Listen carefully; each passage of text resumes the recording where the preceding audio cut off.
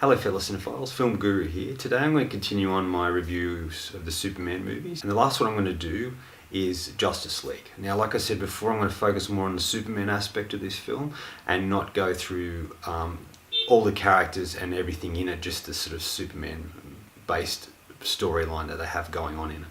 Yet again, this is a film directed by Zack Snyder, with Joss Whedon coming in the last moment due to a tragedy in Zack Snyder's life and him finishing off the film.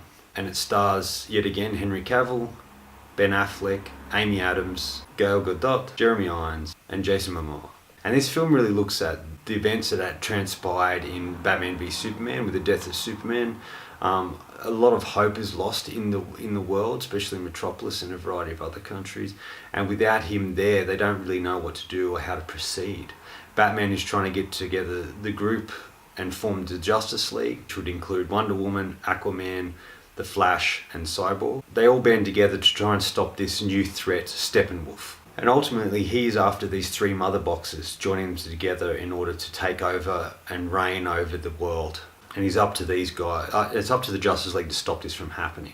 Ultimately they get to the point where they can't do it anymore and they really need Superman. So it's really about them trying to bring back Superman. So they do this via Kryptonian technology with the ship that he found in Man of Steel, and they use one of the mother boxes to bring him back. When he comes back, he's a lot different to before he died. He doesn't really know who he is, I guess. He feels a bit lost. It must be a really strange thing for him. And when they bring him back, he sort of doesn't know what to do, and he ends up getting in a fight with the Justice League. It isn't until Lois Lane appears that he remembers who he is and what he's doing. So they sort of leave the Justice League and go off, and he tries to reclaim who he is and trying to make sense of things now with him being back alive. And ultimately he sort of works out what he's going to do, and he becomes part of the Justice League yet again, coming in at the last moment and helping them to defeat Steppenwolf before it's too late. There's also this great scene at the end where him and the Flash race to see who's actually faster, which I think was quite clever. And it's ultimately about them trying to stop this. And this is part one, and there's another part coming next year. This film wasn't great. There was aspects to it I really thoroughly enjoyed and other things I didn't care too much for.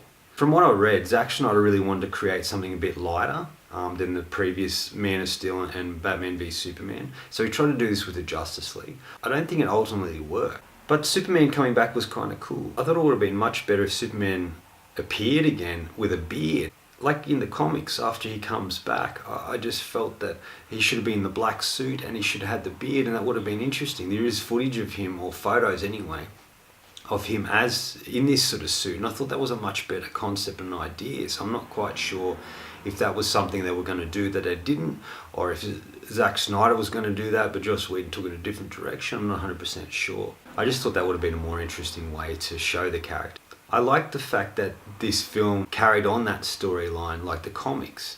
That they killed off Superman in the comics because he wasn't as popular as he used to be, and people didn't think he was relevant anymore. And so they killed him off, and then they realised that people really still liked him and they wanted him back, so they recreated Superman for him to come back, and he came back with a beard and the black suit.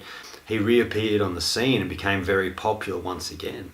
And I think this film really captured the essence of that. With the minimal scenes we did have with the Superman character, it felt like he was really the Superman we all knew and loved right at the end where he fought Steppenwolf. And I thought that was great. It felt like he was back better than ever.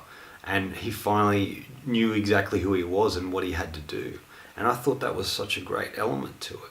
I also like the idea that he was such a hope for Metropolis and the world that without him they all feel lost. Lois Lane can't write anymore and does fluff pieces and doesn't want to get involved in the reporting things. She misses him so much. His mother loses the farm due to bankruptcy, and she finds herself without a home, trying to make sense of things and trying to find a place in the world again. I kind of liked all of those aspects to it. I liked the fact that Batman felt bad about everything that transpired with him and really wanted to bring him back and really wanted him to become the leader of the team. But ultimately that wasn't Superman's purpose in the film. His purpose was to come back to give people hope again and to take down this terrible villain that has come in to take over. I think his banter with the Flash is really great, and he's part of the team. Superman really becomes part of that team, and I really look forward to seeing more of these sort of films. I didn't feel this film was great though. It had a lot of issues, and the criticisms would be the visual effects didn't look great. Steppenwolf didn't look very good. I don't know whether they went all digital and not had an actual person in the suit, which I thought would have been a much better idea than digitally creating this character like they did. And I guess they should have fixed up his face as well with the moustache a lot better than they actually did as well. It felt like it was missing something, I guess. It felt like it wasn't completely finished. And it isn't the best idea of Superman, I guess, in this, but there are aspects of his character and the storyline that he is involved in. And look, it's a film I'd eventually buy and go on the collection because it is part of that series, and I hope if they do part 2 it is a lot better than this part 1.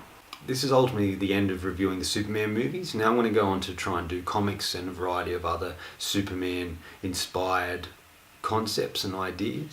Anyway, that's all from me today. Thanks for watching. If you've enjoyed what you've heard here, please hit subscribe down the bottom. Otherwise, until next time, enjoy the movies.